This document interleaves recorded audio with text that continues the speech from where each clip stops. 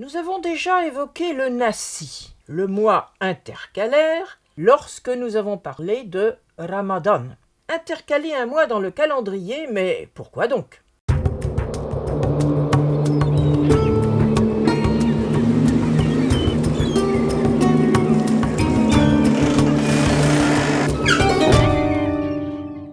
Il faut rappeler que le mois qui faisait référence était le mois lunaire. Et on sait bien que ce mois est d'environ 29 jours. Cela donne un déficit sur l'année solaire d'environ 10 jours par an, soit un mois tous les 3 ans. Dans la plupart des sociétés qui ont adopté un calendrier lunaire, le rattrapage était effectué pour rester en accord avec le rythme des saisons. Cela a toujours été considéré très important dans les sociétés agricoles, mais aussi dans les sociétés pastorales. C'était le cas en Arabie, où la saison chaude ne comportait aucune pluie bienfaisante et où on attendait impatiemment le retour des périodes plus fraîches qui permettaient à la pluie bénéfique au pâturage de tomber, même de façon aléatoire. Le calendrier tribal était donc décompté en 12 mois lunaires auxquels s'ajoutait, en principe tous les 3 ans, un mois supplémentaire. C'est lui qu'on appelait le Nasi, qui veut dire le retardé ou le différé, sens qu'on trouve dans la racine, ns hamza,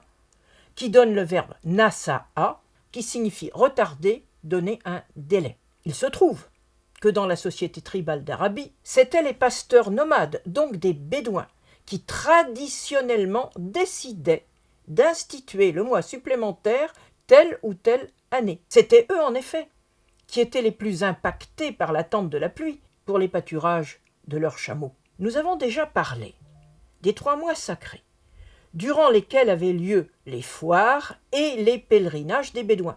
Or, quand le Nasi était institué, il constituait un 13e mois qui s'intercalait entre le mois du pèlerinage et le premier mois de l'année suivante. Mais ce mois supplémentaire n'était pas considéré comme sacré, et les attaques, comme les razzias, pouvaient donc s'y dérouler en toute légitimité.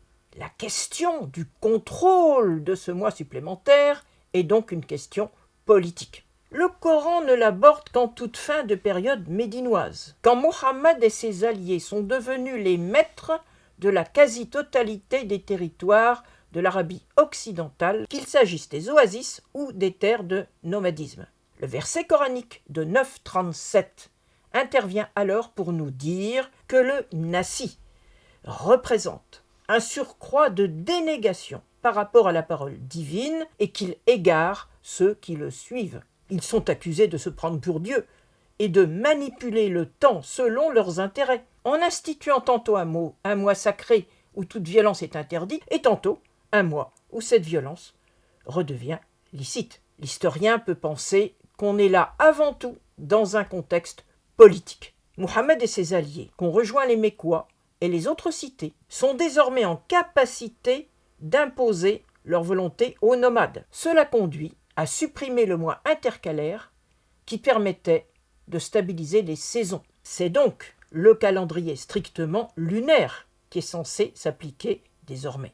Les rituels se retrouvent à présent déliés des saisons, mais dans la nouvelle société qui est celle de l'Empire, les conséquences de cette rupture avec la saisonnalité des rituels n'ont pas eu les mêmes conséquences que dans la société tribale de l'Arabie aride.